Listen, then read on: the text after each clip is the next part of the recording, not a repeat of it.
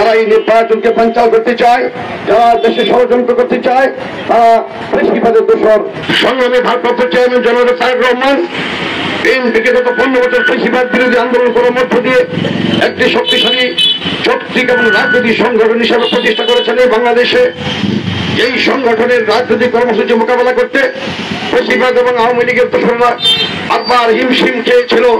তারা মোকাবেলা করতে ব্যর্থ হয়ে পরিশেষে বৈষম্য বিরোধী ছাত্র আন্দোলনের মধ্য দিয়ে গত 24 সালের 5ই আগস্ট দেশ থেকে পালিয়ে যায়।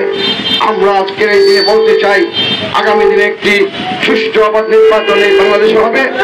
সেই নির্বাচনে নিশ্চয়ই আমরা জনগণকে সম্পৃক্ত করে আমরা এগিয়ে যাচ্ছি।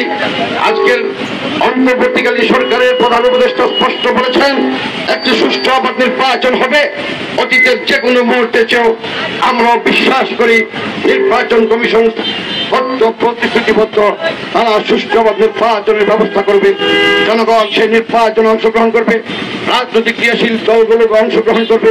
জনগণ যাদেরকে নির্বাচিত করবে তারা আগামী দিনে রাষ্ট্র পরিচালনা করবে। আমার অত্যমূল ধারণা, অতীতে যখন সুষ্ঠু অবাধ নির্বাচন হয়েছে বাংলাদেশে, জনগণ বিএনপিকে রাষ্ট্রীয় ক্ষমতা এনেছে।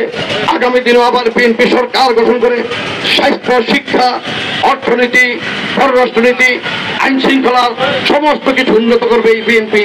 এবং আমি বিশ্বাস করি আগামী দিনে বিএনপিকে যারাই ষড়যন্ত্র করে নির্বাচন থেকে বাইরে রাখতে চায় কিংবা নির্বাচনকে বানচাল করার চেষ্টা করে কিংবা নির্বাচনকে প্রতিহত করার চেষ্টা করে, তাদের উদ্দেশ্যে বলতে চাই, নির্বাচন অবশ্যই ফেব্রুয়ারি মাসে হবে।